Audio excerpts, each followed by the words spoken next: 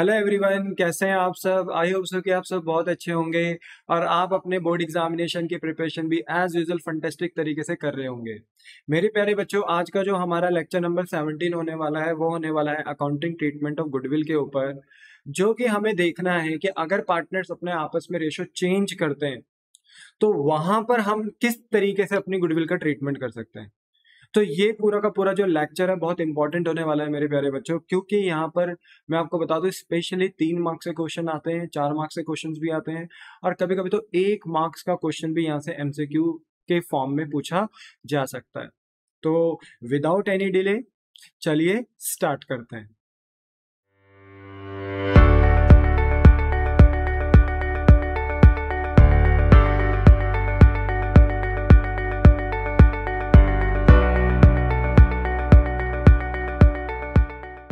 No everyone, अगर हमें अपना गुडविल का ट्रीटमेंट सीखना है in the case of change in the profit sharing ratio, तो आपको सबसे पहले पता होना चाहिए कि गुडविल क्या होती है। एंड मुझे पता है कि मोस्ट ऑफ द स्टूडेंट्स को ये पता होगा कि what is the meaning of goodwill, क्योंकि चैप्टर नंबर 2 हम पढ़कर आ चुके हैं। पर अगर कोई रॉ बच्चा इसको देख रहा है तो मैं बता दूं बेटा, गुडविल एक रेपुटेशन होती है फर्म की, जो कि एक तरीके से एडवांटेज होता है और जिसका सीधा सीधा इम्पैक्ट आपके प्रॉफिट पे होता है। यानी जिस फर्म की गुडविल ज्यादा होगी उस फर्म के अर्निंग प्रॉफिट्स कैपेसिटी भी ज्यादा होगी। जिस फर्म का रेपुटेशन यानी गुडविल कम होगा, सिग्निफिकेंटली उसके प्रॉफिट्स भी कम ही होंगे। ठीक है, तो गुडविल एक बहुत ज्यादा इंपॉर्टेंट फैक्टर होता है जब भी हम पार्टनरशिप फर्म की बात करते हैं। बेसिकली जो हम गुडविल यहाँ पर देख रहे हैं वो तब देख रहे हैं जब अपना हम रेशो क्या कर रहे हैं बेटा, पार्टनर्स के बीच में चेंज। तो जनरली आपने चैप्टर नंबर 2 में देखा था कि गुडविल हमारे पास 2 टाइप की हो सकती है। एक होती है सेल्फ जनरेटेड गुडविल और एक होती है purchase goodwill. Self generated goodwill का बेटा दूसरा नाम होता है फर्म गुडविल, हम इसको फर्म गुडविल के नाम से भी प्रोनाउंस कर सकते हैं। वहीं परचेज गुडविल का दूसरा जो नाम होता है वो होता है ओल्ड गुडविल, हम इसको ओल्ड गुडविल भी बोल सकते हैं। ठीक है, जहां फर्म गुडविल यानी सेल्फ जनरेटेड गुडविल हम एडजस्ट करते हैं, डिस्ट्रीब्यूट करते हैं इन सेक्रीफाइसिंग एंड गेनिंग रेशो में, वहीं हम परचेज गुडविल को डिस्ट्रीब्यूट करते हैं कौन से रेशो में, ओल्ड रेशो में। ये बात आपने ध्यान में रखनी है कि जो सेल्फ जनरेटेड गुडविल होती है उसका ट्रीटमेंट हमेशा हम कौन से रेशो में करते हैं, सेक्रीफाइसिंग एंड गेनिंग रेशो में। ऐसा क्यों करते हैं, आप थोड़ी देर यहाँ पे क्लास में बने रहिए, मैं आपको बताऊंगा, अच्छे से समझाऊंगा कि ऐसा क्यों होता है। और वहीं परचेज गुडविल आपके कौन से रेशो में बांटा जाता है, ओल्ड रेशो में बांटा जाता है। ठीक है, अच्छा, जो आपका सेल्फ जनरेटेड गुडविल होता है मेरे प्यारे बच्चों, उस गुडविल को हम कभी भी बुक्स में शो नहीं करते, यानी बैलेंस शीट में शो नहीं करते। इसके पीछे का रीजन ये है बेटा कि जो हमारे फर्म की अपनी खुद की सेल्फ जनरेटेड गुडविल है, यानी खुद से हार्ड वर्क से कमाई हुई या अर्न करी हुई जो गुडविल्स होती हैं, हम उनके लिए किसी को पेमेंट नहीं करते, हम अपनी मेहनत से उनको क्रिएट करते हैं।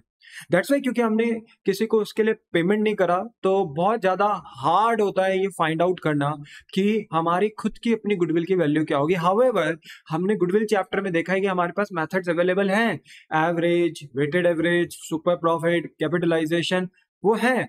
पर अगर हम किसी भी चीज की पेमेंट करते हैं तो हमें उसकी एग्जैक्ट वैल्यू पता रहती है।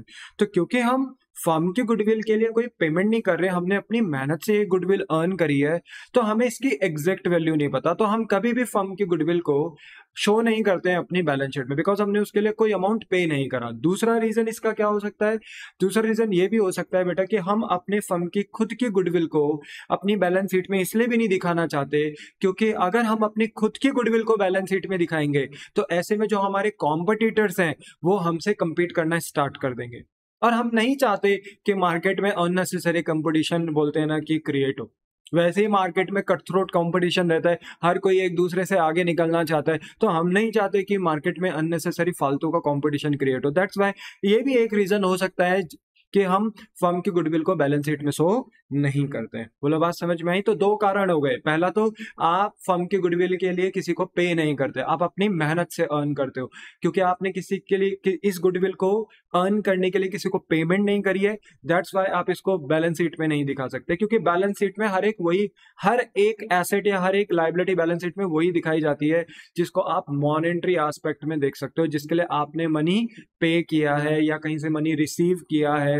लायबिलिटीज वालों से हम बोरोइंग्स करते हैं तो तो वहां से पैसा आता है, एसेट्स में हम पैसा लगाते हैं तो वहां हमारा पैसा जाता है। तो क्योंकि हम पेमेंट दे रहे हैं एसेट्स और लायबिलिटी के कंटेक्स्ट में, तो वहां पर हमें पता है कि पेमेंट्स हो रही हैं, तो वहां पर हम उन चीजों को रिकॉर्ड कर सकते हैं। पर ये वाली जो फर्म की गुडविल होती है, इसके लिए हमने किसी को पेमेंट नहीं करी, दैट्स व्हाई हम इसको शो नहीं करेंगे। तो दूसरा रीजन क्या था इसमें? दूसरा रीजन ये भी था कि हम अपने कॉम्पिटिटर्स को अपनी खुद की ओन गुडविल नहीं दिखाना चाहते। तो ये दो कारण हो सकते हैं जिनकी वजह से हम कभी भी अपनी फर्म की गुडविल को बैलेंस शीट में शो नहीं करते। दूसरा, ये गुडविल अगर सर बैलेंस शीट में शो नहीं होगी तो हम इसका ट्रीटमेंट कैसे करेंगे? तो देखो, एज एन अकाउंटेंट अगर आप किसी भी बिजनेस में काम करोगे तो एज एन अकाउंटेंट आपको उस बिजनेस की गुडविल पता होगी। पर एज आप बोलते हैं ना कि अभी आप किसी बिजनेस में तो काम कर नहीं रहे हो, आपने तो अपना एग्जाम देना है क्लास 12th का, तो होगा क्या कि बैलेंस शीट के नीचे जब आपकी बैलेंस शीट खत्म हो जाएगी तो बैलेंस शीट के नीचे एडजस्टमेंट में आपको अलग से मेंशन करके दिया हुआ होगा कि फर्म की गुडविल कितनी है, एक सर्टेन अमाउंट से। जैसे मैंने यहाँ पे एग्जांपल ले लिया 1 लाख रुपीज से। तो अगर मैं आपको बैलेंस शीट के अंदर नहीं, बैलेंस शीट के बाहर अगर कोई गुडविल प्रोवाइड करा रहा हूँ, तो एज्यूम कर लेना कि वो गुडविल कौन सी गुडविल होगी? सेल्फ जनरेटेड यानी फर्म की अपनी खुद की गुडविल यानी फर्म गुडविल होगी। बोलो, बात समझ में आई? हाँ जी। दूसरी, अगर हम बात करें बेटा परचेज गुडविल, तो परचेज गुडविल को ना हम बेटा देखो ओल्ड रेशो में डिस्ट्रीब्यूट करते हैं और इसको हम बैलेंस शीट के अंदर शो भी करते हैं। अब शो क्यों करते हैं? क्योंकि ये जो परचेज गुडविल है ये हमने अपनी मेहनत से, बोलते हैं ना कि अर्न नहीं करी। ये सिंपली क्या हुआ बेटा कि हमने ना किसी दूसरे के बिजनेस को बाय करा तो हमने उसकी इज्जत, उसकी रेपुटेशन भी परचेज कर ली। तो अगर हम किसी दूसरे बिजनेस की रेपुटेशन को बाय करते हैं तो ऑब्वियस ही बात है उसकी रेपुटेशन को बैलेंस शीट में शो करने में हमें कोई, बोलते हैं ना, प्रॉब्लम नहीं होती। दूसरी बात यह भी है बेटा कि हम इस गुडविल को खरीदने के लिए पेमेंट कर रहे हैं, तो इस गुडविल की एग्जैक्ट वैल्यू हमें पता होती है, इसलिए हम इस गुडविल को अपने बुक्स में दिखाते हैं। और इसको दिखाने से बेटा फर्म को कोई नुकसान भी नहीं होता, कोई, बोलते हैं ना, कंपटीशन भी क्रिएट नहीं होता, इसलिए फर्म क्या करती है, इस गुडविल को फ्रीली अपनी बुक्स में दिखा देती है। बोलो, बात समझ में आई? यस। तो याद रखना कि अगर कोई भी गुडविल अगर आपको बैलेंस शीट में दिखाई दे रही है तो आप उसे हमेशा कौन सी गुडविल मानोगे? परचेज गुडविल मानोगे। और बैलेंस शीट के अगर बाहर कोई गुडविल नजर आ रही है तो आप उसको कौन सी गुडविल मानोगे? फर्म गुडविल यानी सेल्फ जनरेटेड गुडविल मानोगे। ठीक है। फर्म की गुडविल का ट्रीटमेंट जो होगा वो हमेशा कौन से रेशो में होगा? सैक्रिफाइसिंग एंड गेनिंग रेशो में। और परचेज गुडविल का जो ट्रीटमेंट होगा वो कौन से रेशो में होगा? ओल्ड रेशो में। बोलो, इतनी बात समझ में आई? The answer is yes. Sir, हमें इतनी बात समझ में आ गई, अब आप आगे प्रोसीड कर सकते हो। तो मेरे बच्चे, अब देखो, अगर मैं आगे आपको लेकर जाऊं तो मैं आपको अब लॉजिक समझाऊंगा कि फर्म के गुडविल का ट्रीटमेंट हम सैक्रिफाइसिंग रेशो में क्यों करते हैं और परचेज गुडविल का ट्रीटमेंट हम ओल्ड रेशो में क्यों करते हैं। इसके लिए आपको थोड़ी देर का पेशेंस रखना पड़ेगा बेटा, समझना पड़ेगा कि मैं आपको क्या समझाना चाहता हूँ, बैठना पड़ेगा, अच्छे से देखना पड़ेगा। ठीक है। आई होप सो कि आप देख रहे हो और अच्छे से समझ भी रहे हैं। ठीक है। तो देखिए, आपके पास ना मेरे बच्चे, देखो, सबसे पहले है फर्म गुडविल। देखो, होता क्या है कि मान लो अगर हमारी फर्म चलती हुई आ रही थी तो एक पॉइंट ऑफ टाइम यहाँ पर ऐसा होगा कि जब हम रेशो क्या कर देंगे? चेंज। क्योंकि हमारा चैप्टर ही किसका है? Change in the profit sharing ratio का। जिस दिन हम अपना प्रॉफिट शेयरिंग रेशो चेंज करेंगे उस दिन हमारी फर्म में आ जाएगा रिकॉन्स्टिट्यूशन, यानी हमारी फर्म पुनर्गठित हो जाएगी। हमने अपने प्रीवियस लेक्चर में देखा था कि रिकॉन्स्टिट्यूशन का मतलब क्या होता है। ठीक है। अब जिस दिन हमारा रिकॉन्स्टिट्यूशन हो रहा है, यानी जिस दिन हमारा रेशो चेंज हो रहा है, उससे पहले जो फर्म थी वो हमारी कौन सी फर्म थी? Old firm. और इससे आगे जो हमारी फर्म चलेगी वो चलेगी न्यू फर्म। अगर मान लो ओल्ड फर्म में एबीसी का रेशो था 3:2:1, तो जिस दिन ये रेशो चेंज कर रहे हैं तो वो डिसाइड कर रहे हैं कि इससे आगे जो भी हमारा रेशो होगा वो होगा 1:1:1। तो मान लीजिए कि अभी तो आप न्यू फर्म में गए नहीं हो, न्यू फर्म में तो अब आप आगे काम करना स्टार्ट करोगे। अभी तक आप कौन सी फर्म चला रहे थे? ओल्ड फर्म चला रहे थे। तो देखो, आपने ओल्ड फर्म में बेटा, बोलते हैं ना, हार्ड वर्क किए होंगे, मेहनत की होगी, और ओल्ड फर्म में आपने फर्म की गुडविल को क्रिएट किया होगा। बोलो हाँ कि ना? किया होगा ना, क्योंकि आपने मेहनत करी, आपने हार्ड वर्क किया फर्म के अंदर, तो ऑब्वियस सी बात है आपने फर्म की गुडविल भी क्रिएट करी होगी, यानी रेपुटेशन भी बिल्डअप करी होगी। तो कायदा ये बोलता है बेटा, जैसे मान लो फर्म गुडविल है 60,000, तो ये फर्म गुडविल जो आपने अर्न करी है, जो बिल्डअप करी है, वो कहाँ से करी है? अपनी ओल्ड फर्म से करी है, न्यू फर्म से तो नहीं करी ना। देखो, आपने अभी तक कौन सी फर्म चलाई है? Old firm. न्यू फर्म में तो अब जाना स्टार्ट करोगे, तो न्यू फर्म की तो गुडविल है नहीं है, ये किस, कौन सी फर्म की गुडविल है? ओल्ड फर्म की। तो कायदे से ये बताओ कि जिस दिन मैं रेशो चेंज कर रहा हूं तो इस फर्म की गुडविल को मुझे ओल्ड रेशो में बांट देना चाहिए कि नहीं बांट देना चाहिए? The answer is yes. अगर सर आपने क्रिएट करा था ये फर्म की गुडविल ओल्ड रेशो में, पार्टनर्स ने जितने भी हार्ड वर्क, जितने भी, बोलते हैं ना, एफर्ट्स लगाए थे अपने as per old ratio, as per old agreement, as per old firm, तो अगर आज हमारा रेशो चेंज चेंज होता है, आगे से हमारा न्यू रेशो अप्लाई होगा, तो हमें इस फर्म गुडविल को अपने ओल्ड ही रेशो में बांट देना चाहिए जिस दिन हम रिकॉन्स्टिट्यूशन कर रहे हैं। पर क्या वाकई में हम ऐसा कर सकते हैं? द आंसर इज नो बेटा, हम नहीं कर सकते। हम फर्म की गुडविल को कभी भी ओल्ड रेशो में नहीं बांट सकते। क्यों? क्योंकि देखो बेटा, अगर आपने फर्म की गुडविल को ओल्ड रेशो में बांट दिया तो इट मींस फर्म की गुडविल अब हो गई खत्म। और फर्म की गुडविल खत्म नहीं हो सकती, फिनिश ऑफ नहीं हो सकती जब तक आपका बिजनेस क्लोज डाउन ना हो जाए। क्या आपका बिजनेस क्लोज डाउन हो रहा है यहाँ पे? द आंसर इज नो बेटा। बस हम अपने फर्म में क्या कर रहे हैं? रिकॉन्स्टिट्यूशन कर रहे हैं, अपने पार्टनर्स के बीच में एग्रीमेंट चेंज कर रहे हैं। तो एग्रीमेंट चेंज होने की वजह से फर्म बंद नहीं होती है, याद रखना।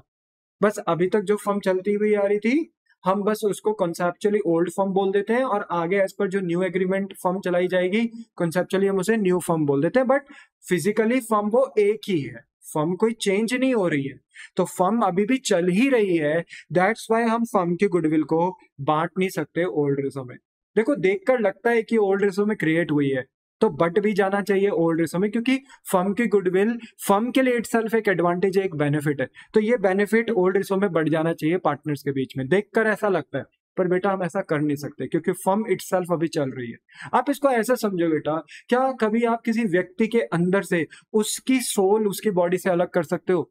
कभी कर सकते हो? नहीं, हम नहीं कर सकते ऐसा। शायद वो तभी पॉसिबल है जब किसी पर्सन की मृत्यु हो जाए, तब शायद उसकी बॉडी से वो सोल अलग हो जाए। सिमिलरली यहां पर भी ऐसी है, चलता हुआ बिजनेस है बेटा, आप चलते हुए बिजनेस की बॉडी से उसकी सोल, उसकी गुडविल, उसकी फर्म गुडविल अलग नहीं कर सकते, बांट नहीं सकते। हाँ, अगर आपकी ये फर्म बंद हो जाती, क्लोज डाउन हो जाती, बंद हो जाती, डिसॉल्व हो जाती, वाइंडिंग अप हो जाती, तो मैं मान सकता था कि आप इस फर्म की गुडविल को बांट सकते थे। पर क्योंकि आपका तो बस फर्म में रिकॉन्स्टिट्यूशन हो रहा है, दैट्स वाई आप अपनी फर्म की गुडविल को ओल्ड रेशो में नहीं बांटोगे ही नहीं बेटा इस गुडविल को, याद रखना।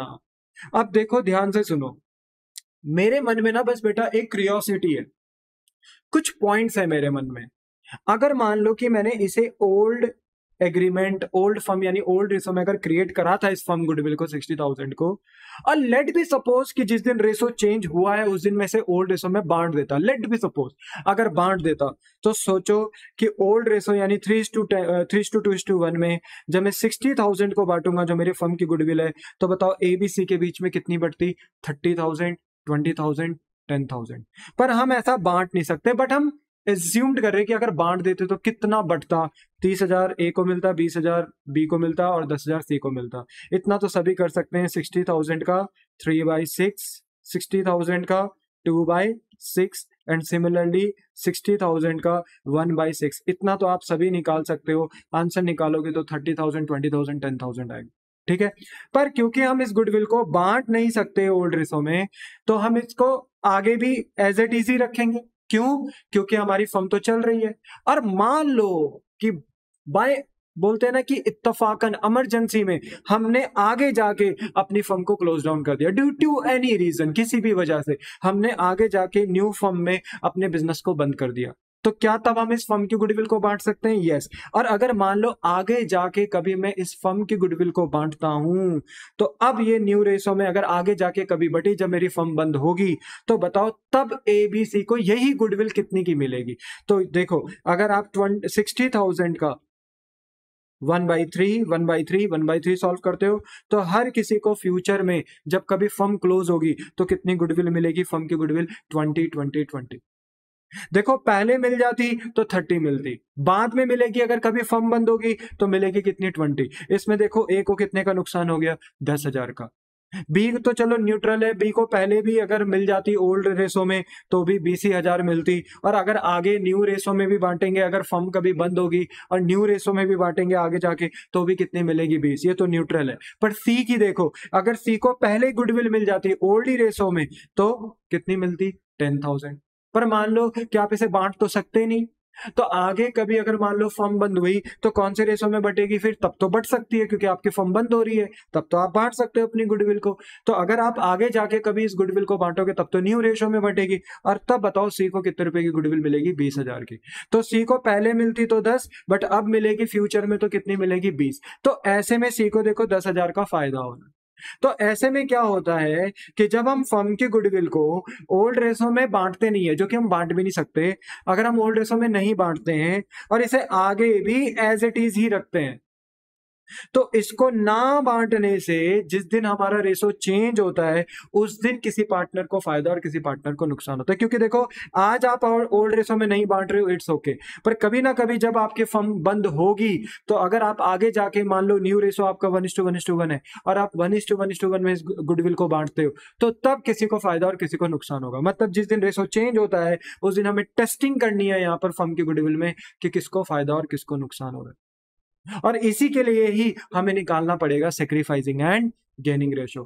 बोलो बात समझ में? दैट्स व्हाई फर्म के गुडविल का ट्रीटमेंट हमेशा कौन से रेशो में होता है? सेक्रीफाइसिंग एंड गेनिंग रेशो में। बोलो आपको ये पॉइंट क्लियर हुआ कि नहीं हुआ? The answer is yes. ना एवरीवन, जो आपके पास सेकंड काइंड ऑफ गुडविल है वो है परचेज गुडविल। एंड जनरली जो परचेज गुडविल होती है वो तब अराइज होती है जब हम किसी के बिजनेस को बाय करते हैं। तो जब हम किसी के भी बिजनेस को बाय करते हैं तो हम उसकी गुडविल को भी बाय कर लेते हैं।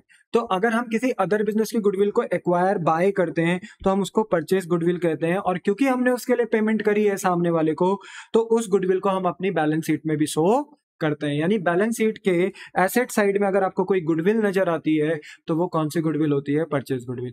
क्योंकि फर्म की गुडविल हमारे खुद के एफर्ट, खुद के हार्डवर्क से क्रिएट होती है, हम इसके लिए किसी को पेमेंट नहीं करते। दैट्स व्हाई हम फर्म की गुडविल को कभी भी बुक्स ऑफ अकाउंट्स यानी बैलेंस शीट में शो नहीं करते। तो ये बात आपको समझ में आ जानी चाहिए, ठीक है बेटा। अब हमारे पास बेटा एक एएस है, अकाउंटिंग स्टैंडर्ड 26, जो हमें ये बोलता है कि अगर रिकंस्टिट्यूशन के दिन यानी जिस दिन आप अपना रेशो चेंज कर रहे हो, अगर उस दिन आपको ओल्ड फर्म की बैलेंस शीट में किसी भी प्रकार से अगर आपको परचेज गुडविल नजर आती है, तो इस गुडविल को आपने पूरा पूरा राइट ऑफ कर देना है, यानी इसे बुक्स ऑफ अकाउंट से खत्म कर देना है। यानी जब आप आगे न्यू फर्म में प्रोसीड करोगे तो आपकी बैलेंस शीट में किसी भी प्रकार से कोई ओल्ड गुडविल यानी परचेज गुडविल होनी नहीं चाहिए। बोलो क्लियर हो गई बात? तो फर्म की गुडविल का ट्रीटमेंट हम सेक्रीफाइसिंग एंड गेनिंग रेशो में करते हैं, ठीक है ना।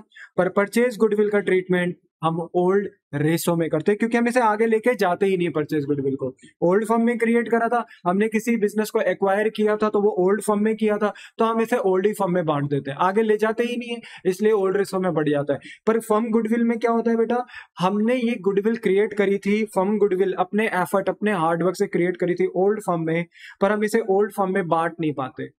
तो क्योंकि ये आगे भी एज इट इज रहती है, तो ऐसे में अगर मान लो कल के दिन आगे अगर आपकी फर्म कभी बंद हुई, तो यही गुडविल जो आपने ओल्ड रेशो में क्रिएट करी थी आगे जाके कौन से रेशो में बटेगी? न्यू रेशो में। और ऐसा करने से किसी को फायदा और किसी को नुकसान हो जाता है। इसलिए याद रखो, फर्म की गुडविल आप ओल्ड रेशो में नहीं बांट पाते, वो आगे भी एज इट इज रहती है, इसलिए फर्म की गुडविल का ट्रीटमेंट सेक्रीफाइसिंग एंड गेनिंग में रहता है। पर परचेज गुडविल ओल्ड फर्म में क्रिएट हुई थी, आपने ओल्ड फर्म में किसी दूसरे फर्म की गुडविल को बाय किया था, पर आप उसे आगे जाने ही नहीं देते हो क्योंकि आपका AS 26 आपको अलाउ नहीं करता, तो इसलिए आप इसे ओल्ड फर्म में ही खत्म कर देते हो, इसलिए ये ओल्ड रेशो में ही राइट ऑफ हो जाती है। तो दीज आर द ट्रीटमेंट, ठीक है। और यही बात मैंने आपको यहाँ पे बताई भी थी, ठीक है ना, कि सेल्फ जनरेटेड गुडविल का treatment sacrificing and gaining ratio में होता है, जबकि परचेज गुडविल का ट्रीटमेंट ओल्ड रेशो में होता है।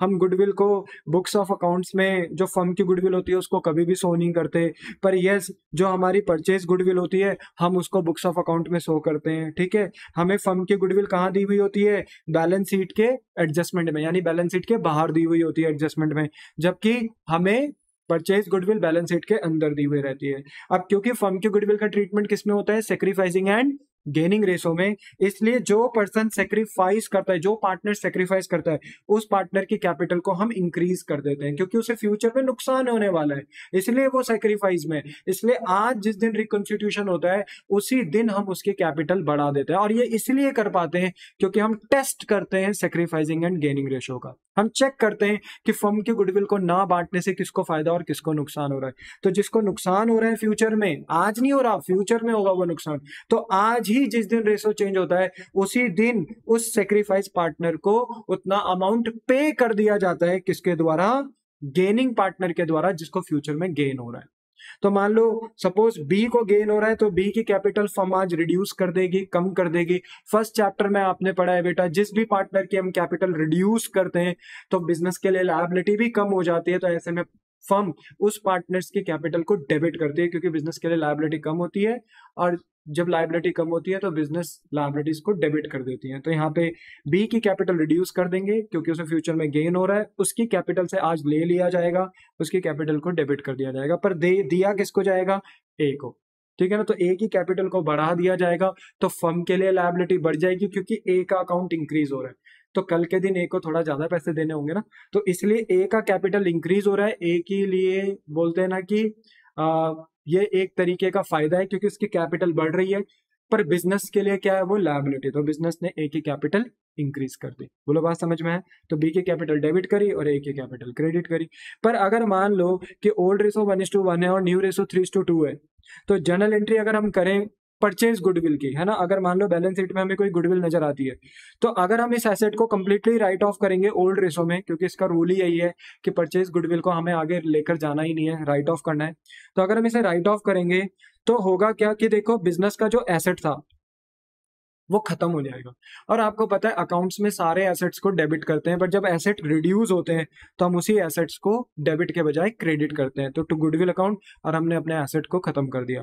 पर सोचो एसेट को खत्म करने से कोई पैसा थोड़ी आया हमारे पास, है ना, तो एक तरीके से ये बिजनेस का नुकसान ही हुआ क्योंकि एसेट तो खत्म कर दिया, राइट ऑफ कर दिया, पर बिजनेस को ये नुकसान झेलना है। पर बिजनेस ये रिकंसिडरेशन के दिन नुकसान किसको दे देगी? ए और बी को, कि भाई देखो हमारा एसेट खत्म हो गया और ये नुकसान अब कौन झेलेंगे? ए और बी। तो देखो आप ए और बी को लॉस दे रहे हो, नुकसान दे रहे हो, क्योंकि आपने अपना एसेट खत्म कर दिया है, अपनी परचेज गुडविल को राइट ऑफ कर दिया।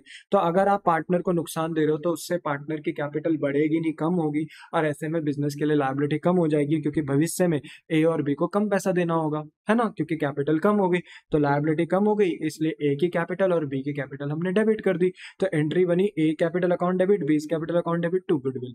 तो याद रखो अगर अगर फर्म गुडविल है तो ट्रीटमेंट होगा सैक्रिफाइसिंग एंड गेनिंग रेशो में, बट अगर परचेज गुडविल है तो आपने सिंपली गुडविल को खत्म कर देना है, एसेट को राइट ऑफ कर देना है, क्या करके? उसे क्रेडिट करके, और वो नुकसान किसको दे देना है? ए और बी को। बोलो बात समझ में आ गई? The answer is yes. इसको समझाने के लिए आपके पास एक क्वेश्चन नंबर 11 है जहां से आप बहुत अच्छे से समझोगे कि किस तरीके से हम अपनी गुडविल का ट्रीटमेंट कर सकते हैं। तो क्वेश्चन नंबर 11 में बोला है कि XYZ आपके पास बेटा 3 पार्टनर्स हैं जिनके बीच का प्रॉफिट शेयरिंग रेशो 5:3:2 है। 1 अप्रैल 2016 को they decided to share profit and losses equally, और अब XYZ अपना रेशो क्या करने जा रहे हैं? इक्वल, यानी 1:1। तो ऑब्वियसली बात है, यहाँ से समझ में आता है कि ये क्वेश्चन कहाँ से पूछा गया है? Change in the profit sharing ratio से। पार्टनरशिप डीड प्रोवाइड करती है कि in the event of any change in the profit sharing ratio, कि अगर किसी भी तरीके से पार्टनर अपना रेशियो चेंज करते हैं तो उस इवेंट में गुडविल जो वैल्यूड होगी वो होगी 2 ईयर परचेज के हिसाब से, यानी नंबर ऑफ ईयर परचेज कितना दे दिया? 2, ठीक है। और किसका नंबर ऑफ ईयर परचेज लेना है? Of the average profit of the preceding 5 years. तो आपको पिछले 5 साल का एवरेज प्रॉफिट निकालना है और उसमें मल्टीप्लाई करना है नंबर ऑफ ईयर परचेज। तो ऐसा करते साथ ही आपको पता चल जाएगी अपनी फर्म की गुडविल। तो आपको पता है आपने गुडविल चैप्टर में एवरेज प्रॉफिट मेथड पढ़ा था, तो यहाँ पे वही एवरेज प्रॉफिट मेथड लग रहा है, ठीक है ना। कह रहे हैं the profit and losses of the preceding years were, और पिछले 5 साल के इन्होंने प्रॉफिट्स दे दिए हैं। पर याद रखो जो लास्ट ईयर का प्रॉफिट है 2015-16 वो आपका प्रॉफिट नहीं है, लॉस है, ठीक है ना। तो आपको क्या करना है? सारे प्रॉफिट्स ऐड करने हैं, पर लॉस वाला आपको लेस कर देना है। डिवाइडेड बाय, जैसे ही आप 5 करोगे तो आपके पास एक वैल्यू निकल कर आएगी, वो आपका एवरेज प्रॉफिट होगा। उस एवरेज प्रॉफिट में आप नंबर ऑफ ईयर परचेज से मल्टीप्लाई करोगे तो आपके निकल आएगी गुडविल। तो देखो यहाँ पर क्वेश्चन की डिमांड है कि it is the practice of the firm not to show goodwill in the books. तो वैसे भी हम फर्म की गुडविल को बुक्स में शो नहीं करते हैं क्योंकि हमने उसके लिए किसी को पेमेंट नहीं करी है, अपने हार्डवर्क से कमाया है। तो यस, हम अपनी फर्म की गुडविल को बुक्स में शो नहीं करते, कोई नई बात यहाँ पे बोली नहीं गई थी। You are required to calculate goodwill, और आपको गुडविल फाइंड आउट करनी है और जर्नल एंट्री भी पास करनी है। तो कौन सी गुडविल फाइंड आउट करोगे बताओ, यहाँ कौन सी गुडविल निकल रही है, फर्म की गुडविल की परचेज। बेटा परचेज की गुडविल आपको ऑलरेडी बैलेंस शीट में दी होती है, अगर मैं यहाँ पर भी देता तो मैं ऑलरेडी लिख कर देता यहाँ कहीं कि goodwill appear in the books, ऐसे लिख देता, बैलेंस शीट नहीं देता तो लिखता goodwill appear in the books, तो आप समझ जाते कि अच्छा goodwill appear in the books है, इसका मतलब ये परचेज गुडविल है। पर ऐसा कुछ नहीं लिखा हुआ, हमें गुडविल की वैल्यूएशन करनी है, तो गुडविल की वैल्यूएशन कौन सी गुडविल की होती है, हमेशा फर्म गुडविल की। आपने चैप्टर नंबर 2 गुडविल में भी पढ़ा था बेटा ये, ठीक है। तो देखो हमने यहाँ पे सबसे पहले फर्म गुडविल निकाली है एवरेज प्रॉफिट मेथड के हिसाब से। गुडविल का फॉर्मूला हमने लिख दिया average profit into number of year purchase, ये आपने गुडविल के चैप्टर में पढ़ा है बेटा अच्छे से।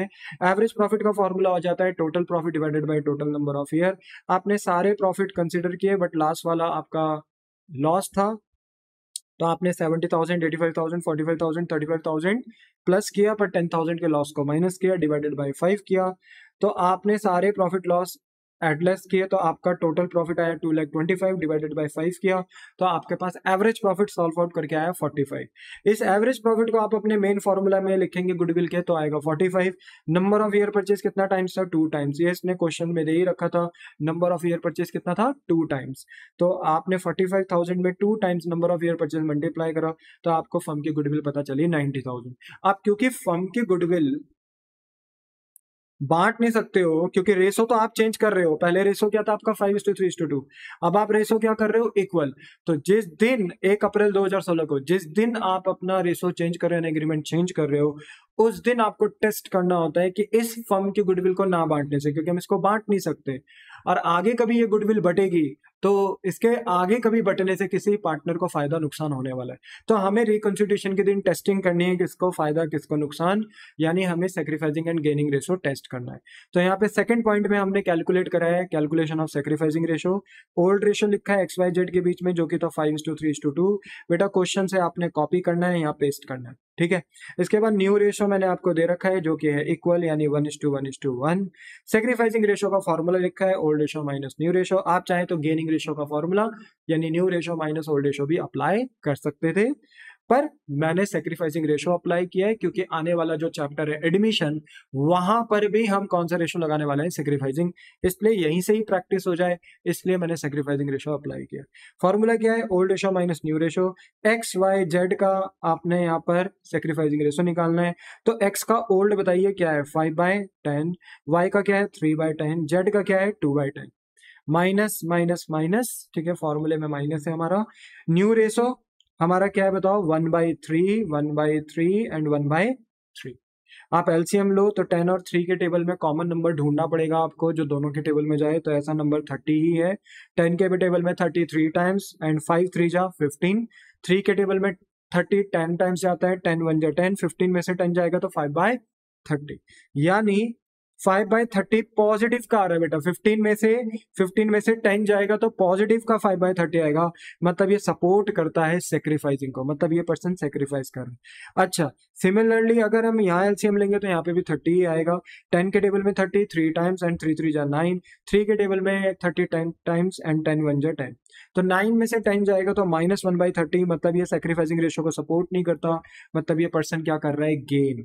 ठीक है, जेड का देखेंगे तो इसका भी एलसीएम 30 आएगा, वही 10 के टेबल में 33 टाइम्स, 3 2 जा 6, 3 के टेबल में 30 10 टाइम्स 10 1 जा 10, 6 में से 10 जाएगा तो -4/30, क्योंकि ये माइनस में आंसर आ रहा है, तो सेक्रीफाइसिंग रेशियो को सपोर्ट नहीं कर रहा, मतलब ये पर्सन क्या कर रहा है, गेन। तो देखो, अगर हम आज यानी फर्म के गुडविल को जो हमने निकाली है 90,000, अगर हम इसे आज ओल्ड रेशो में नहीं बांट रहे, जो कि बांट भी नहीं सकते हम इसको, और कल के दिन अगर हमारी कभी फर्म बंद होती है और हम तब इस फर्म के गुडविल को न्यू रेशो में बांटते हैं, तो फ्यूचर में वाई और जेड को तो हो रहा है भाई फायदा, और फ्यूचर में एक्स बेचारे को क्या हो रहा है, नुकसान। तो आज जिस दिन रिकॉन्स्टिट्यूशन हो रहा है, जिस दिन ये रेशो चेंज कर रहे हैं, उसी दिन जेड को कुछ अमाउंट एक्स को देना पड़ेगा और कुछ अमाउंट वाई को देना पड़ेगा, किसको, एक्स को, क्योंकि वाई और एक्स दोनों क्या कर रहे हैं, गेन कर रहे हैं फ्यूचर में। तो आज ही जिस दिन रिकॉन्स्टिट्यूशन हो रहा है, उसी दिन जेड कुछ अमाउंट एक्स को दे देगा और वाई कुछ अमाउंट एक्स को दे देगा, जितने से वो गेन कर रहे हैं। बोलो, बात समझ में आ गई? This is the point. अब हमने पास करी जर्नल एंट्री। आपको पता है वाई और जेड पर्सनली किसको देंगे, एक्स को, तो वाई और जेड की कैपिटल फर्म कम कर देगी, क्योंकि फर्म के लिए लायबिलिटी कम हो जाएगी, क्योंकि इनका अकाउंट रिड्यूस हो जाएगा, है ना। तो कैपिटल जितनी भी कम होती है बेटा तो बिजनेस के लिए लायबिलिटी कम हो जाती है, क्योंकि कैपिटल हमेशा से बिजनेस के लिए लायबिलिटी रही है। तो कैपिटल अगर हम कम करते हैं किसी भी पार्टनर की तो बिजनेस लायबिलिटी को रिड्यूस कर देती है, यानी डेबिट कर देती है। तो y का कैपिटल, z का कैपिटल हमने डेबिट कर दिया, 90,000 का 1/30, 1/30 क्यों? क्योंकि y को गेन 1/30 से हो रहा था। तो y ये बोलेगा भाई देखो अगर फर्म की गुडविल 90 है तो मुझे तो गेन कितने से हो रहा है? 1/30 से। तो मैं सिर्फ कितना दूंगा? 1/30 दूंगा। तो 90,000 का 1/30 सॉल्व करोगे तो 3,000। एंड जेड बोलेगा मैं फर्म की गुडविल में से कितना दूंगा? 4/30, क्योंकि मैं कितने से गेन कर रहा हूं? 4/30 से। तो 90,000 का 4/30 कितना होता है? 12,000। तो सोचो y कितना देगा अपनी तरफ से? 3,000, और z कितना देगा अपनी तरफ से? 12,000। तो बताओ x को कितना मिलेगा? 90,000 का 5/30, क्योंकि ये 5/30 से सेक्रीफाइस कर रहा था। अब अगर आप ये नहीं भी निकालते तो भी 3,000 y दे रहा है, 12,000 z दे रहा है, तो टोटल x को कितना मिलेगा? 15। वो बाय डिफॉल्ट बैलेंसिंग फिगर निकल ही जाता। बोलो इतना क्लियर है आपको? The answer is yes. अगर आप सॉल्व भी करोगे 90,000 का 5/30 यही आएगा 15,000। क्लियर हो गया? तो दिस इज द पॉइंट। बोला आपको बात समझ में आई? अच्छा मैं अगर यहाँ मेंशन कर देता कि लेट बी सपोज कि एक goodwill appear in the books, ठीक है, एक गुडविल अपेयर है इन द बुक्स, मतलब मान लो बैलेंस शीट में एक गुडविल है, goodwill appear in the books, कितनी? मान लो लेट बी सपोज 1 लाख। अगर मान लो मैं एडिशनली लिख देता फिर क्या करते? तब सर आपने एक एंट्री और पास कर देते नीचे। आप फर्म की गुडविल का तो ट्रीटमेंट आपने कर दिया इन सेक्रीफाइसिंग एंड गेनिंग रेशो, पर अगर आप goodwill appear in the books भी लिख देते सर, तो इसका मतलब है कि बुक्स के अंदर अगर कोई गुडविल अपेयर हो रही है, यानी बैलेंस शीट के अंदर अगर एसेट साइड कोई गुडविल अपेयर हो रही है, तो वो कौन सी गुडविल होती है? परचेज गुडविल, ठीक है। और हम मानते हैं कि एज पर AS 26 हम इस गुडविल को न्यू फर्म में ले जाएंगे, नहीं ओल्ड फर्म में, यानी रिकॉन्स्टिट्यूशन के दिन ही खत्म कर देंगे। तो अगर हम एसेट को यानी अपनी परचेज गुडविल को खत्म करते हैं तो इसको खत्म करने से हमारे ओल्ड पार्टनर्स को नुकसान हो जाता है, क्योंकि हम अपने एसेट को राइट ऑफ कर रहे हैं, खत्म कर रहे हैं। तो S capital account, sorry, x capital account debit, ठीक है, वाइज कैपिटल अकाउंट डेबिट, ठीक है, और जेड्स कैपिटल अकाउंट डेबिट, ठीक है। ये पास करता है एंट्री। एंड टू अपने एसेट को, बिजनेस अपने फर्म अपने एसेट्स को कर देती रिड्यूस। अकाउंट्स में सारे एसेट्स होते हैं बेटा डेबिट, पर अगर हम अपने एसेट्स को रिड्यूस करते हैं तो क्या हो जाता है? क्रेडिट। तो हम अपनी गुडविल को ना बेटा क्रेडिट कर देते हैं, ठीक है। मान लीजिए मैं अपनी गुडविल को कितने से क्रेडिट करता, मैंने एग्जाम्पल में कितना अमाउंट लिया था? मैंने एग्जाम्पल में 1 लाख रुपीज का अमाउंट लिया था, तो मैं अपने एसेट को रिड्यूस कर देता 1 लाख रुपीज से। और ये 1 लाख रुपीज के एसेट को क्योंकि मैंने राइट ऑफ किया, खत्म कर दिया, तो ऐसे में हमारे पास कोई कैश तो आया नहीं है, क्योंकि हमने इसे बेचा तो नहीं, पर हमने राइट ऑफ कर दिया क्योंकि हम रिकॉन्स्टिट्यूशन कर रहे हैं। तो ऐसे में राइट ऑफ करने से फर्म को नुकसान होगा, बट फर्म ये नुकसान रिकॉन्स्टिट्यूशन के दिन किसको ट्रांसफर कर देगी? अपने पार्टनर्स को। और कौन से रेशो में? ओल्ड रेशो में। ओल्ड रेशो था 5:3:2, यानी 5/10, 3/10 एंड 2/10। तो अगर आप बांटते हो तो ये आएगा, एक के पाले में 50,000, एक के पाले में 30,000 और एक के पाले में 20,000। बोलो बात समझ में आ गई? और इसकी नरेशन अगर आप करोगे तो लिखोगे being purchase goodwill right of, ठीक है, इन ओल्ड रेशो। बस इतना ही लिखना है। तो मुझे बताओ क्या बहुत बड़ा डिफिकल्ट टास्क था? नहीं। अब देखो आगे आपके एग्जाम में क्वेश्चन आएगा तो ऐसा भी आ सकता है कि आपको कोई गुडविल निकाल देना पड़े, फर्म की गुडविल। ऑलरेडी मैं आपको फर्म की गुडविल क्वेश्चन में मेंशन करके दे दूंगा कि फर्म की गुडविल कितनी है? 90,000। तो अगर मैंने आपको फर्म की गुडविल ऑलरेडी मेंशन करके दे दी तो फिर आपको ऐसे मजदूरी करने की जरूरत नहीं है, आपको गुडविल निकालनी नहीं पड़ेगी, क्योंकि मैंने ऑलरेडी अगर क्वेश्चन में गुडविल दी है फर्म की तो फिर आपका ये टाइम बच जाएगा, ठीक है, ये टाइम बच जाएगा, आपको फर्म की गुडविल नहीं निकालनी होगी। पर क्योंकि मुझे तो प्रैक्टिस करवानी है इसलिए मैंने यहाँ पर मेथड दिया जहां से आपने फर्म की गुडविल को वैल्यू किया as per average profit method. बोलो बात समझ में आई? तब उसका ट्रीटमेंट किया सेक्रीफाइसिंग एंड गेनिंग रेशो में, एंड पास करी उसकी जर्नल एंट्री। एक एडिशनल पॉइंट मैंने इंसर्ट कराया कि अगर मान लो गुडविल ऑलरेडी अपेयर है बुक्स में तो क्या करोगे, तो उसकी एंट्री भी मैंने आपको करा दी। बोलो बात समझ में आ गई? हाँ जी सर समझ में आ गई। ना एवरीवन, जो आज का हमारा नेक्स्ट कंसेप्ट है वो फर्म गुडविल से ही रिलेट करता है। अभी तक आप ये पढ़ चुके हो कि फर्म गुडविल का ट्रीटमेंट हम सेक्रीफाइसिंग एंड गेनिंग रेशो में करते हैं, बट फर्म गुडविल का एक अदर ट्रीटमेंट भी है जहां पे हम सेक्रीफाइसिंग एंड गेनिंग रेशो का यूज नहीं करते। हम निकालते ही नहीं है सेक्रीफाइसिंग एंड गेनिंग रेशो, हम old ratio minus new ratio करते ही नहीं है। यहाँ पर हम क्या करते हैं, एक बार अपनी गुडविल को पूरी बैलेंस शीट में लेकर आते हैं फर्म की गुडविल को, जबकि हमें पता है कि हम फर्म की गुडविल को कभी बुक्स ऑफ अकाउंट्स में शो नहीं करते। बट इस मेथड के अकॉर्डिंग हम क्या करेंगे, एक बार अपनी फर्म की गुडविल को फुल वैल्यू पे बुक्स में लेकर आएंगे, मतलब रेस करेंगे, बैलेंस शीट में लेकर आएंगे, और उसके तुरंत इमीडिएट बाद हम उसको खत्म भी कर देंगे। मतलब देखा जाए मोटा मोटा तो वो गुडविल बैलेंस शीट में दिखाई नहीं देगी, बट हम यहाँ पर क्या करेंगे, एक बार बैलेंस शीट में गुडविल को लेकर आएंगे फर्म की, एंड देन दूसरे ही टाइम पे उसे इमीडिएटली खत्म कर देंगे। तो इसको कहते हैं raising of goodwill and writing off goodwill. तो raising and writing off goodwill की मदद से भी हम फर्म के गुडविल का ट्रीटमेंट कर सकते हैं। Answer same sacrificing and gaining ratio के ही जैसा आएगा, जैसा ट्रीटमेंट हमने सेक्रीफाइसिंग एंड गेनिंग में सीखा है वही आंसर इसका भी आएगा, पर यहां पर थोड़ा इसका दिखाने का तरीका अलग होता है। ये पहले एक बार गुडविल को रेज करता है, बिजनेस में बुक्स ऑफ अकाउंट्स में पहले गुडविल को लेकर आता है ये कंसेप्ट, फिर उसके तुरंत बाद इसे राइट ऑफ करता है। तो ये दिखता कैसा है, होता कैसा है, इसका क्वेश्चन मैं आपको कराऊंगा, तो वहां से आप बहुत अच्छे तरीके से समझोगे। ठीक है, अब देखो ये ट्रीटमेंट ज्यादा एग्जाम में पूछा नहीं जाता, बट फिर भी कि आपका कोई बोलते हैं ना कि कंसेप्ट लैग ना हो, कहीं आप रुके नहीं, फंसे नहीं, इसलिए मैं आपको ये कंसेप्ट पढ़ा रहा हूं। नॉर्मली होगा यही कि आपको फर्म गुडविल का एडजस्टमेंट करना है सेक्रीफाइसिंग एंड गेनिंग रेशो में ही, जो अभी तक मैंने अभी आपको सिखाया। पर कभी कभी वो ऐसा बोल सकता है कि आप फर्म की गुडविल का ट्रीटमेंट करो by opening goodwill account and writing off goodwill account. तो opening of goodwill account and writing off goodwill account, यानी raising of goodwill, writing off goodwill बोल दिया, तो फिर आपको इसी तरीके से करना पड़ेगा जिस तरीके से मैं अब आपको समझा रहा हूँ। ठीक है, वैसे इसके आने के चांसेस कम है, बट स्टिल इसको भी तैयार करके जाओ। तो देखो यहाँ पे लिखा है कि it is decided that goodwill should not be refrain. यहाँ पर ये डिसाइड करते हैं कि हम अपनी गुडविल को रिफ्रेंड नहीं करेंगे, मतलब छुपाएंगे नहीं, दिखाएंगे, एंड शो करेंगे बैलेंस शीट में जब फर्म क्या हो रही है, रिकॉन्स्टिट्यूट, यानी बीच में नहीं, जिस दिन फर्म रिकॉन्स्टिट्यूट होगी बस उस दिन अपनी फर्म के गुडविल को बुक्स में दिखाएंगे, पर उसके तुरंत बाद उसे खत्म भी कर देंगे। तो अल्टीमेटली देखा जाए तो फर्म की गुडविल बुक्स ऑफ अकाउंट्स में नहीं दिखती है। ठीक है ना, पर इस कंसेप्ट के अकॉर्डिंग रिकॉन्स्टिट्यूशन के दिन एक दिन लेकर आएंगे और फिर उसके बाद तुरंत खत्म भी कर देंगे।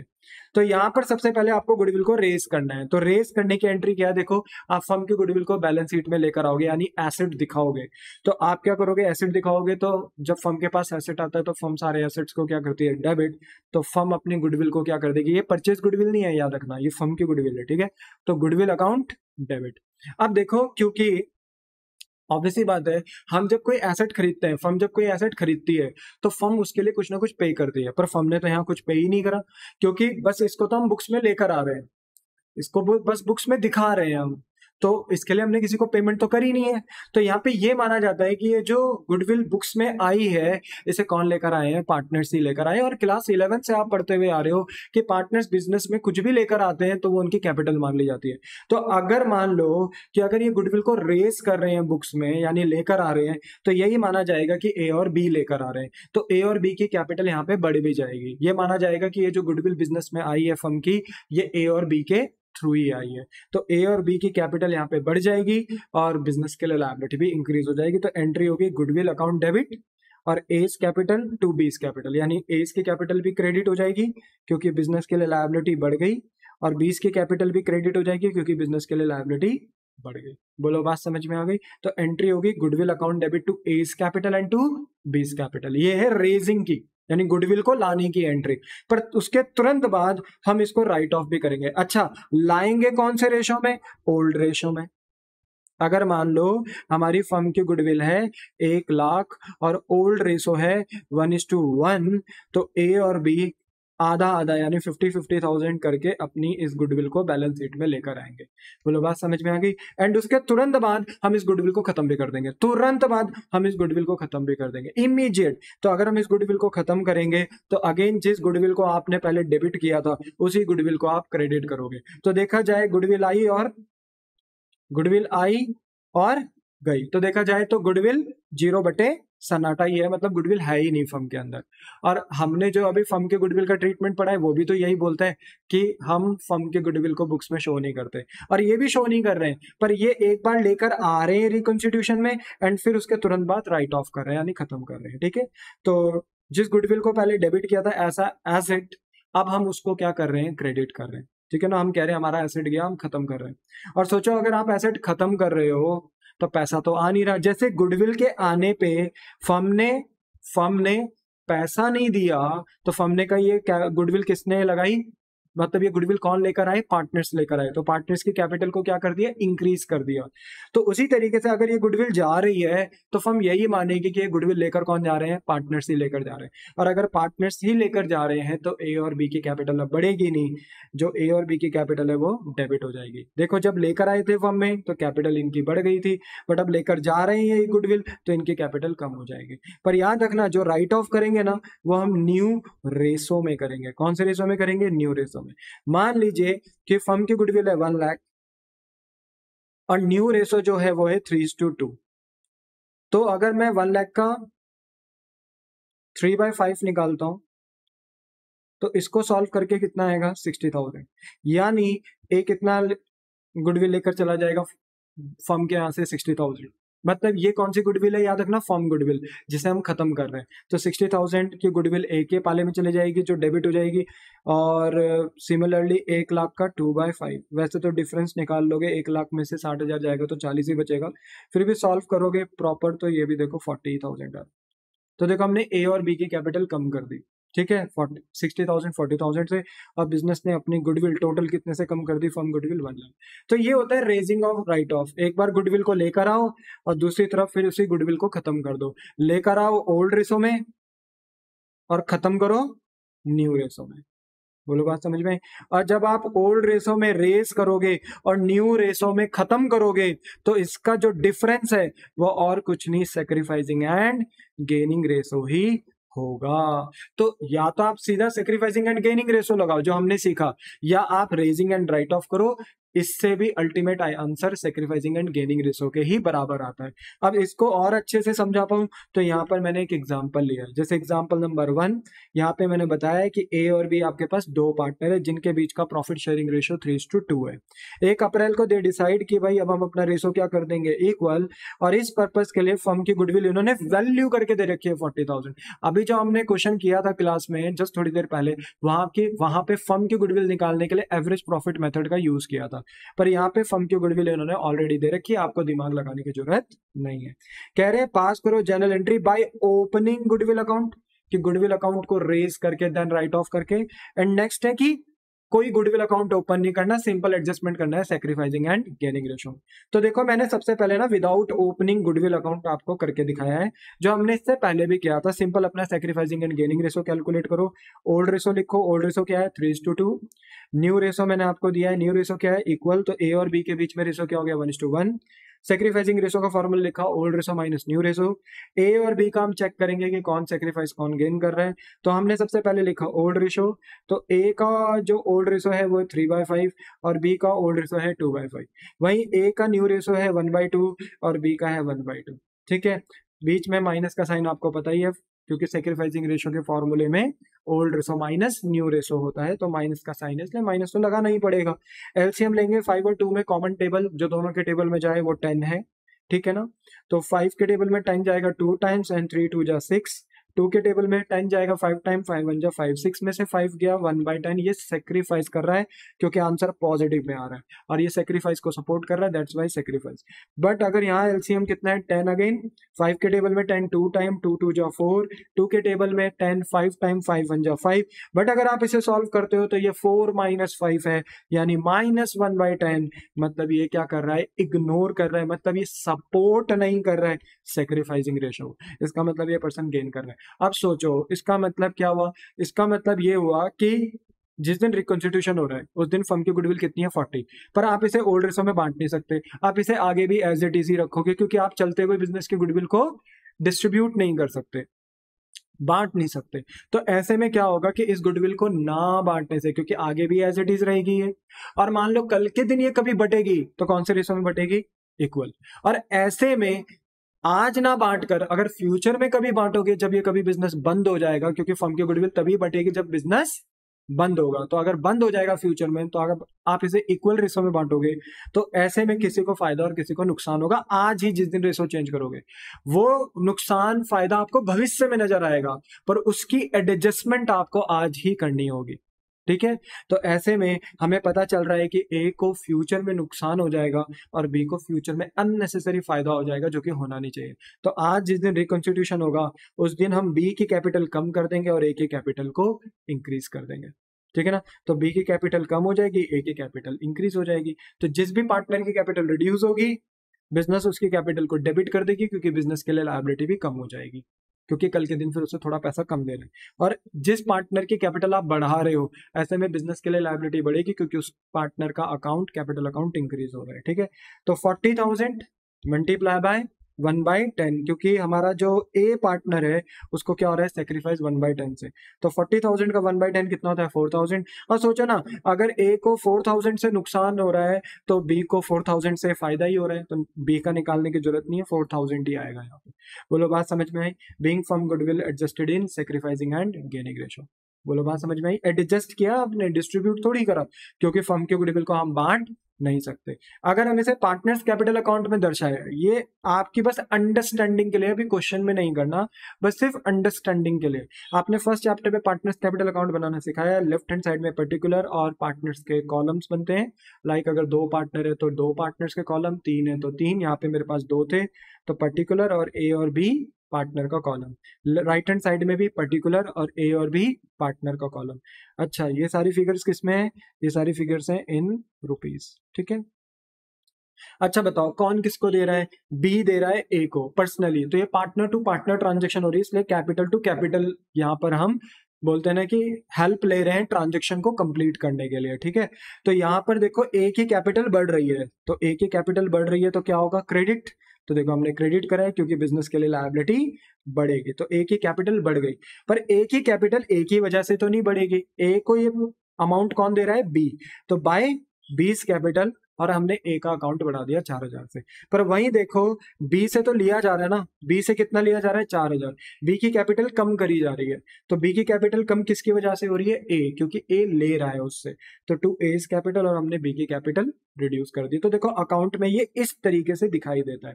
बोलो बात समझ में आ गई। हाँ, पर इसका जो दूसरा ट्रीटमेंट है कि बाय ओपनिंग गुडविल अकाउंट, यानी raising and writing off goodwill account, तो इसमें कैसे होगा। तो अगर विद ओपनिंग गुडविल अकाउंट वाले मेथड से आप करना चाहते हो, यानी raise and write off firm goodwill वाले मेथड से करना चाहते हो, तो पहले तो आप एक बार फर्म की गुडविल को रेज करोगे। अच्छा, रेज कौन से रेशो में करोगे, ओल्ड रेशो में। ठीक है, तो फर्म के पास क्या आ जाएगी, देखो जब गुडविल रेज होती है तो फर्म के पास ना गुडविल आ जाती है, फर्म गुडविल बुक्स में शो हो जाती है। तो हम गुडविल को अपना क्या दिखाएंगे, फर्म की गुडविल को क्या दिखाएंगे, assets, and all assets are debited. कितना, 40,000 की जो हमारी गुडविल है, हम उस गुडविल को अपना एसेट दिखा देंगे। पर ये गुडविल किन की वजह से आई, पार्टनर की वजह से, क्योंकि इसके लिए हमने किसी को अमाउंट पे नहीं किया, तो हम यही एज्यूम करेंगे कि पार्टनर के थ्रू ये गुडविल आई है। और पार्टनर जो भी बिजनेस में लगाते हैं बेटा, उसको क्या बोल देते हैं हम, कैपिटल।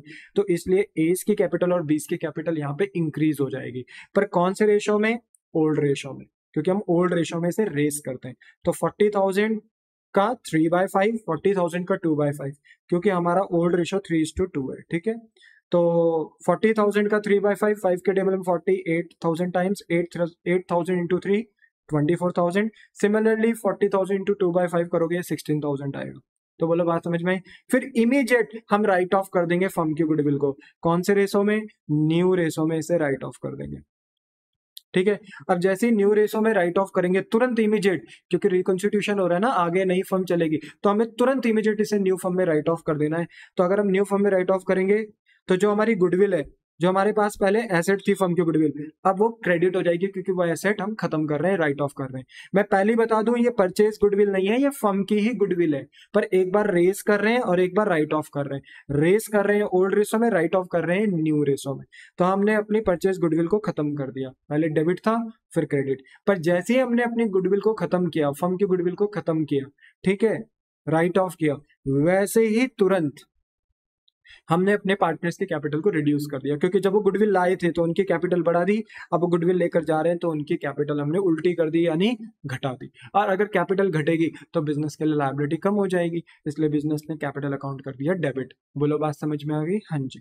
तो A's capital account debit, B's capital account debit to goodwill account. पर जो एज कैपिटल बीस कैपिटल के बीच में गुडविल राइट ऑफ होगी, यानी 40,000 जो राइट ऑफ होगी ये न्यू रेशो में होगी, और मेरा न्यू रेशो क्या था बेटा? इक्वल। तो मैं इक्वली इसको राइट ऑफ करूंगा, यानी एक के पाले में 20, एक के पाले में 20,000।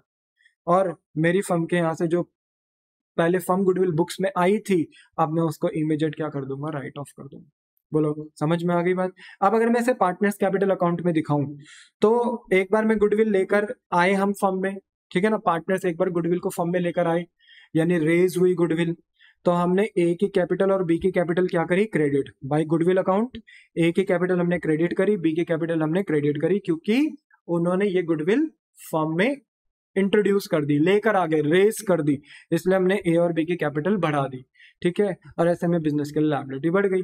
अब वो इमीडिएट अपनी गुडविल को राइट ऑफ भी कर रहे हैं, तो ऐसे में फिर हमने वही उन्हीं की पार्टनर्स की कैपिटल कम भी कर दी, लेकर आए तो बढ़ा दी, लेकर जा रहे हैं तो कम कर दी। तो अगर हम कैपिटल कम करेंगे तो कितनी कितनी कम कर देंगे? न्यू रेशो में कम कर देंगे सेम 40,000 की गुडविल को। तो ए की गुडविल ए की कैपिटल 20,000 से रिड्यूस कर दी, बी की कैपिटल 20,000 से रिड्यूस कर दी। किस नाम से? सेम टू गुडविल के नाम से। अब आप एक बात देखो, ए का कैपिटल इंक्रीज हुआ था 24 से और ए का कैपिटल रिड्यूस हुआ 20 से, तो अल्टीमेटली ए की कैपिटल कितने से बढ़ी हुई है? 4,000 से। बी का देखो, बी की कैपिटल गुडविल के नाम से बढ़ी है 16,000 के नाम से, पर घटी है कितने से? 20,000 से। घटी है कितने से? 20,000 से। तो अल्टीमेटली देखो कितने ज्यादा से घट गई है? 4,000 से। इसका मतलब है ए की कैपिटल अल्टीमेटली बढ़ी है 4,000 से और बी की कैपिटल अल्टीमेटली घटी है 4,000 से। और हमने यहां पर भी तो यही किया था। तो दोनों के दोनों मेथड एक ही बात करते हैं, पर एक है विदाउट ओपनिंग गुडविल अकाउंट और एक है विद ओपनिंग गुडविल अकाउंट। तो कोई भी मेथड अगर आपके एग्जाम में आता है तो आप करने के लिए आप पूरा पूरा कैपेबल हो। बोलो बात समझ में आ गई? यस। अब ऐसा कोई भी कंसेप्ट नहीं है जो आप ना कर पाओ बेटा, आप हर एक कंसेप्ट कर सकते हो। अच्छा, बस मैं आपको एक होमवर्क दे दूं, इसके अगर मैं आगे लिख दूं goodwill appear in the books, तो क्या आप इसका भी ट्रीटमेंट कर सकते हो? हाँ सर, अगर कोई goodwill appear in the books है यानी बैलेंस शीट में है, तो वो कौन सी गुडविल हो गई? वो हमारी हो गई परचेज गुडविल। ये हमारी कौन सी गुडविल है गाइस? Purchase goodwill. और परचेज गुडविल को तो हमें इमीडिएटली राइट ऑफ करना होता है ओल्ड पार्टनर्स के बीच में, ठीक है ना। एंट्री होगी A's capital account debit, B's capital account debit to goodwill account. अब देखते हैं, ये होमवर्क है, कितने बच्चे करके लाते हैं। आप कमेंट सेक्शन में पूछ सकते हो अगर आपकी कोई क्वायरी होगी। मैं पूरा ट्राई करूंगा मेरे बच्चे कि मैं आपकी क्वायरी का आंसर एज फास्ट पॉसिबल जल्दी जल्दी रिप्लाई कर पाऊँ, ठीक है। बाकी आज की क्लास में बेटा यही ओवर करता हूँ, और मैं आपसे यही चाहूंगा आप इस वीडियो को ज्यादा से ज्यादा लाइक शेयर एंड सब्सक्राइब करें, ठीक है। मिलते हैं आपको नेक्स्ट क्लास में। टाटा बाय बाय, से